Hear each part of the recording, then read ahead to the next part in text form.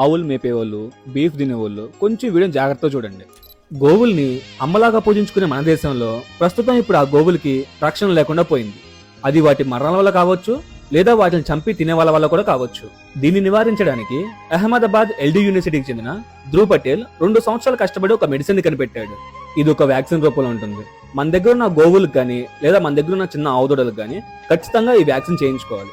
దీన్ని చేయించుకోవడం వలన మనకి ఎటువంటి ఉపయోగాలు ఉండవు.